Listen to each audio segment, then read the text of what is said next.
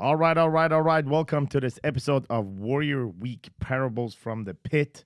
Today in the studio with me, Coach Jesse Ewell. What's up, man? Hey, what's up? All right, we're gonna talk about something something fundamental, something basic today, and we're gonna talk about habits and patterns. Okay. Uh, and we're gonna talk about this idea that any habits is breakable. Like if you look at any habits, positive or negative, any habits is breakable depending on the action associated behind it and the sequence of that action and the frequency of that action required. So that's what we're going to talk about. All right. So, gentlemen, sit down, relax, and enjoy this episode of Parables from the Pit.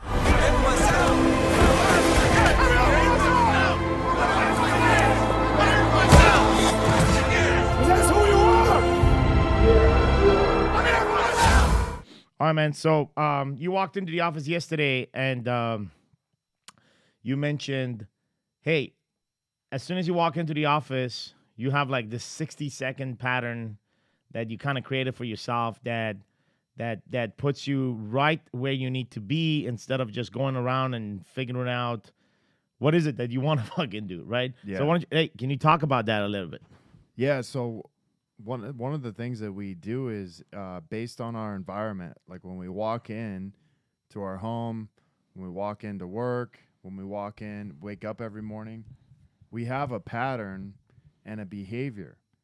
And this pattern or behavior either works for us or works against us. And so, one of the things that we talked about yesterday was, when you walk in, we have like 60 seconds to make a decision on what we're going to do next. Otherwise, our brain is programmed to go back to this lowest level of training. So as you walk in the building, I've actually caught myself quite a few times is like as I've walked in, I have my phone out and all of a sudden I'm on my phone. Maybe I go make some coffee and next thing I know, 30 to 45 minutes has went away and I haven't even worked out.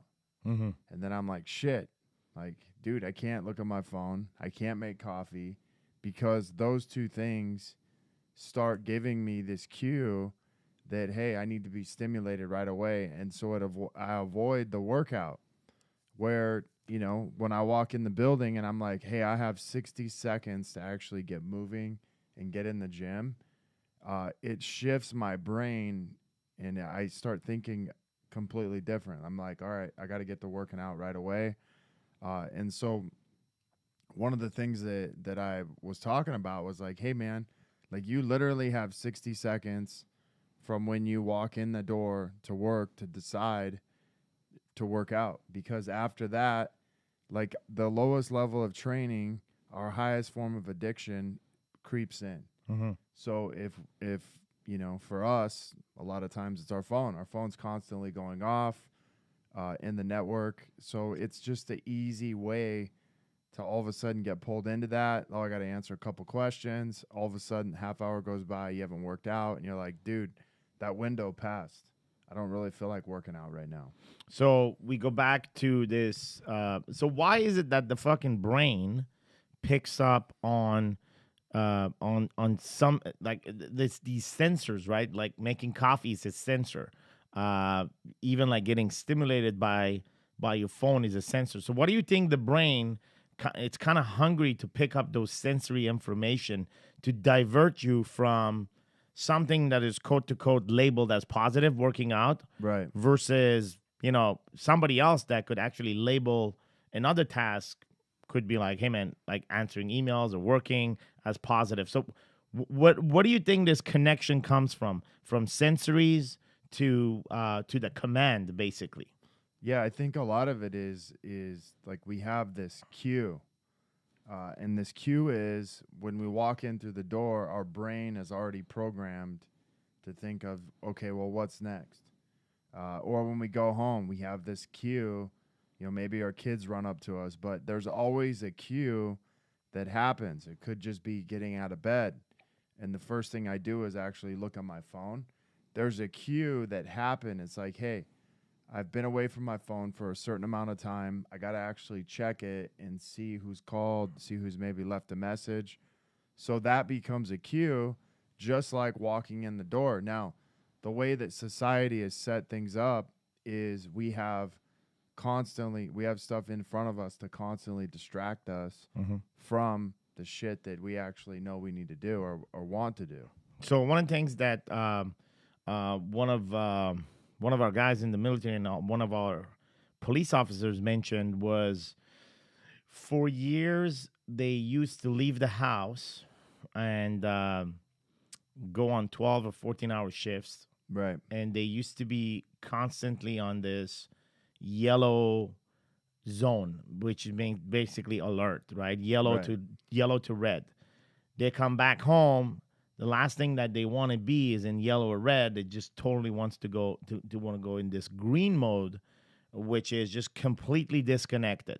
And he was sharing that why divorce is so high inside of our police force and as well as military, because of this pattern of the brain programming. Right. If we reverse engineer that to the guy that wakes up in the morning, right, and actually goes to work, and if we consider work, I'm not trying to compare that the work that anybody does with the police officers or in the military, but if we consider the work of a man, his red and yellow, right? So whatever work that you're doing, you're gonna be on yellow and red doing that work, unless you're a fucking shithead and you you just don't give a fuck about your job, Right. and you're just there to scam someone for their money in exchange for your hours, right? But if you're actually a guy that works and that has integrity, you're gonna be constantly, bro, on yellow and red. So you coming in yellow and red, and the last thing you want is something to pull you out of that, right? Yeah. So in this case, I don't know, the example of workout is not necessarily part of the work. So it pulls you out of that zone where you have that zone reserved for that period of time. And so can you link with this idea that you just brought in with the example of being in red and yellow for the regular guy, right? Not the military guy, but regular guy that deals with his work and comes back at home, which is red and yellow at home for most guys when you go back home. Right. Yeah, if you have kids, it's probably yellow Red. and red or red.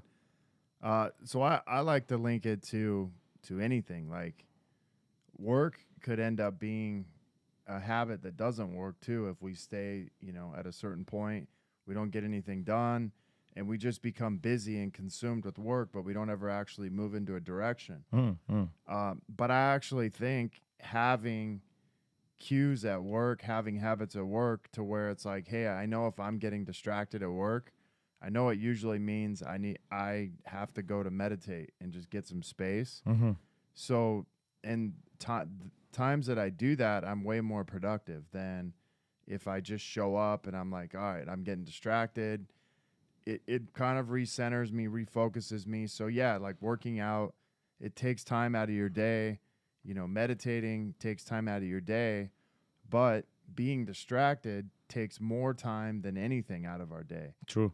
And so if we can't be present at work, present at home, then everything just becomes a big distraction to us. And so we, as men, as modern men, we tend to justify our distraction, and we tend to label them as production and work, and even when it's fucking obvious, even when you're at home and you're on your phone and like scrolling some shit, you're obviously not fucking working. Right. But your brain is programmed to defend that point of view, that because you're on your phone, because you have been on your phone all day at work, and because you're like the sensor is telling you, all right, bro, you're holding the phone, but like the action item on it is different. You're browsing on some social media bullshit, but then the justification of it is the same.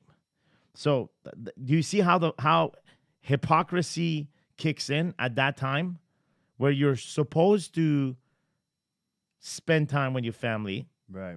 supposed to base on your own rules, man, based on your own guidance, based on your own fucking standard, right? But so you tell yourself, I'm gonna go home, spend time with my family, and you end up like your mind end up being somewhere else, and your body actually follows your mind too.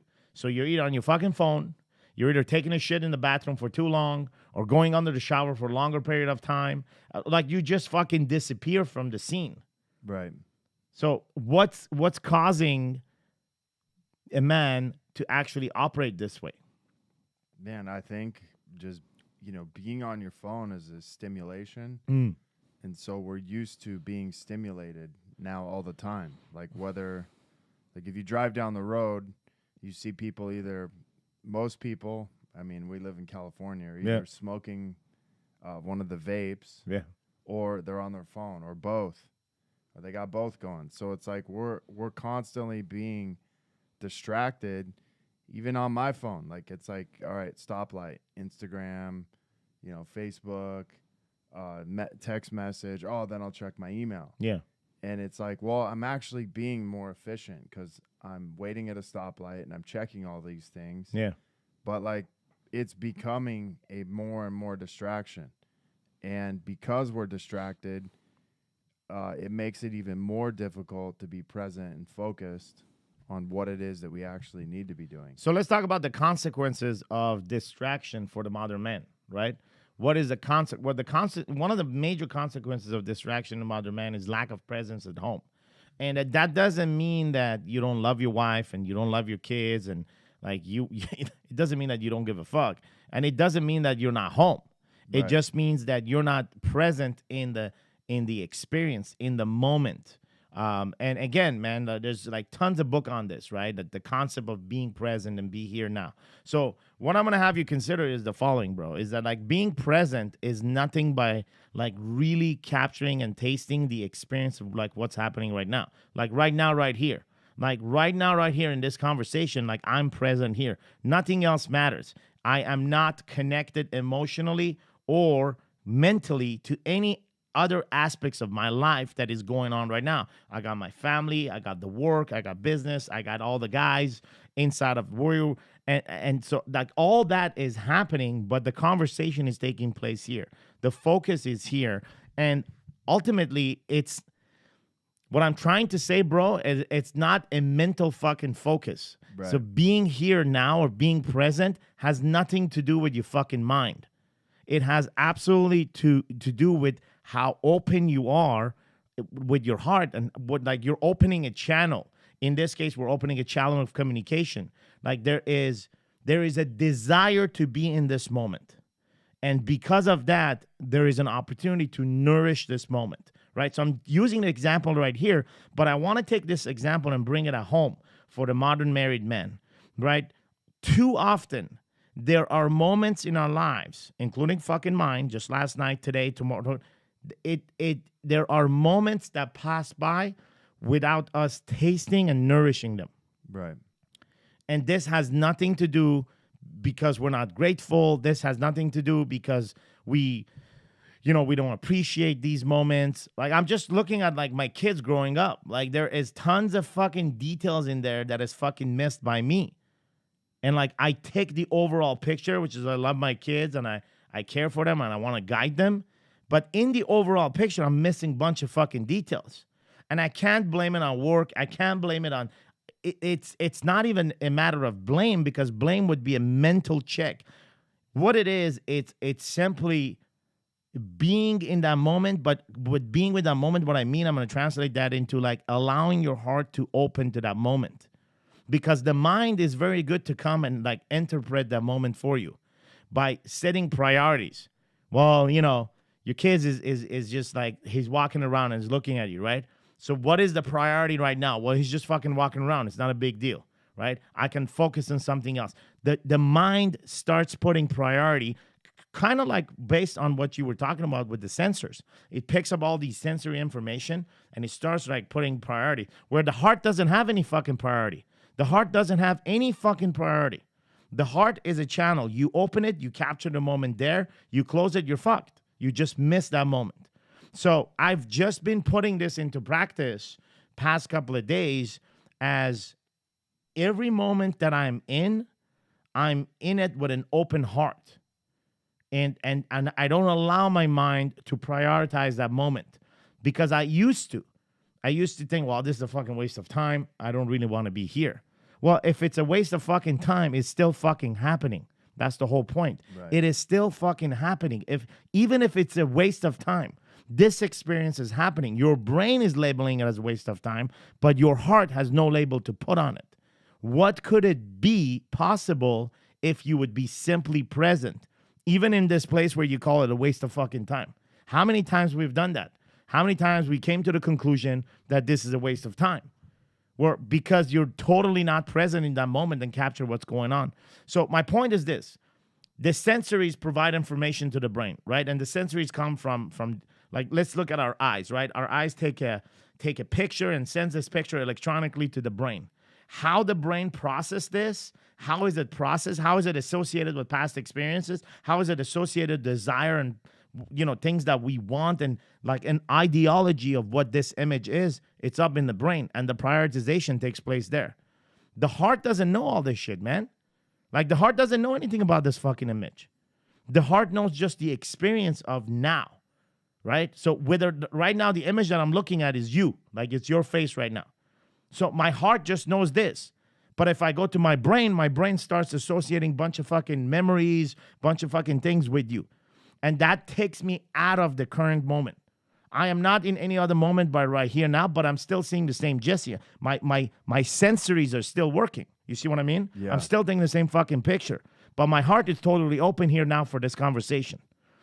What if this tool that we just described here could be something that we could put into play with our kids, with our wife, with things, with fucking life, man? Yeah, I mean, I think, we taught this thing called the shift move. Yeah. Like, if you think about the shift move, it was to shift out of the present state and into another state.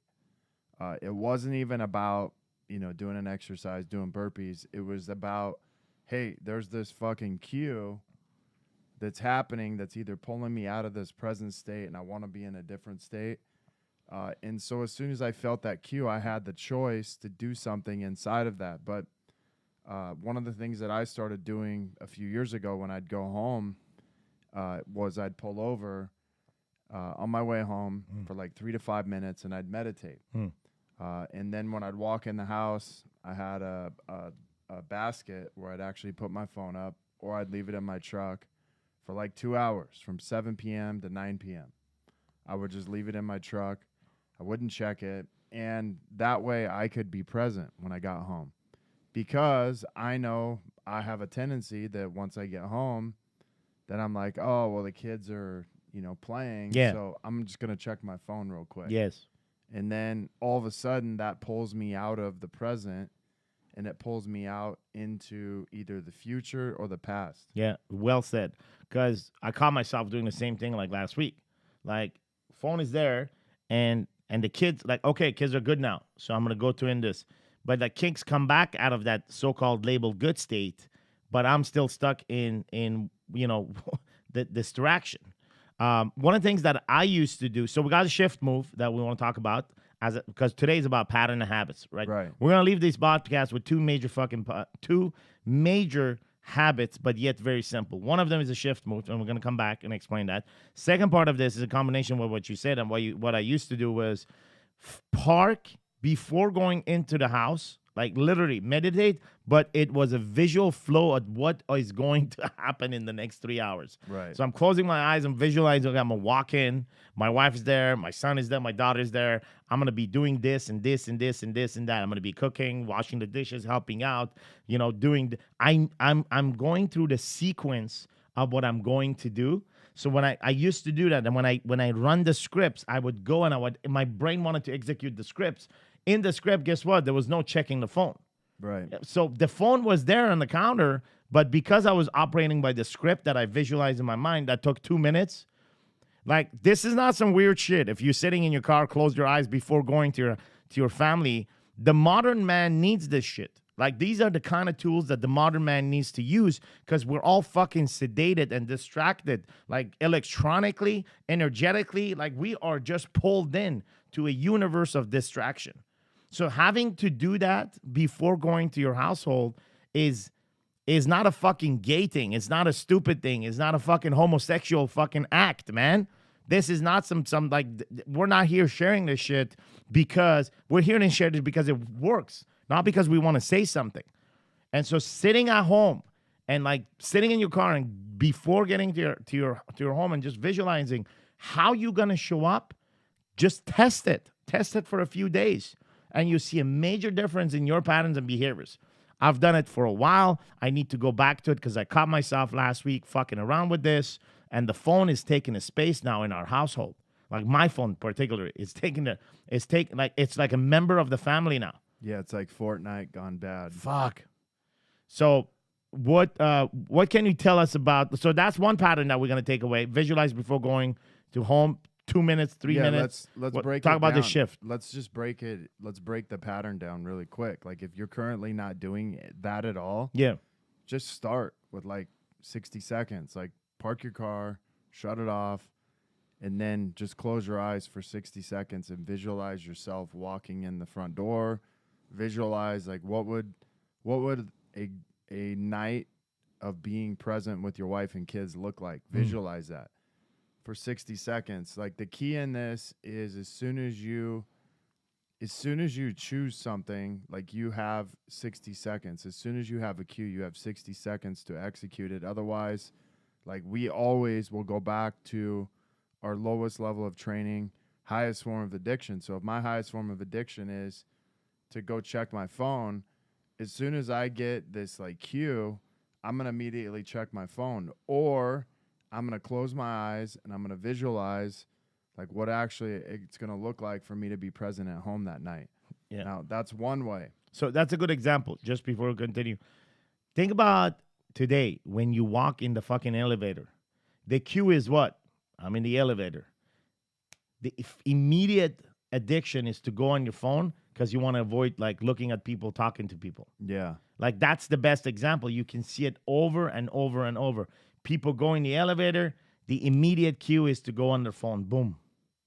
The highest level of the addiction right there. Right. Versus if you set yourself a habit of, let's say, within the first 60 seconds in the elevator, I'm keeping my face tall. I'm looking around. I'm maybe saying hello to people or talking.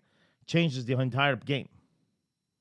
Yeah, for sure. So, okay. So that was the first thing. Second thing, shift move. So second thing is shift move. And this is where you take 5 deep breaths.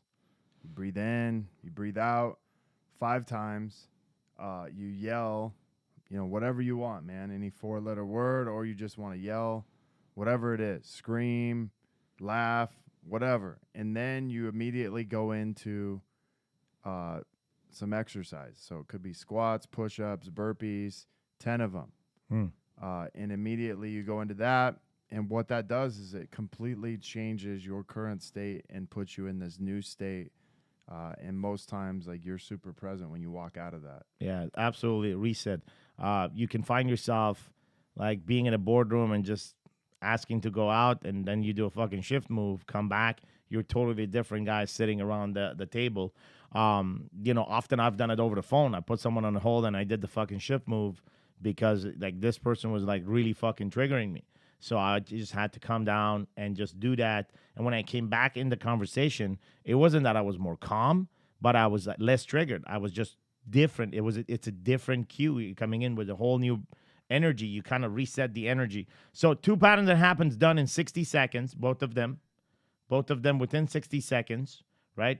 Doable. Yeah, for sure. Walk into the house, cue in the 60 seconds of meditation that you in the car, visualize for 2-3 minutes what is going to happen. Like, do that. Begin the script within the first 60 seconds. Same thing with the shift move. Cue in that you need a shift move.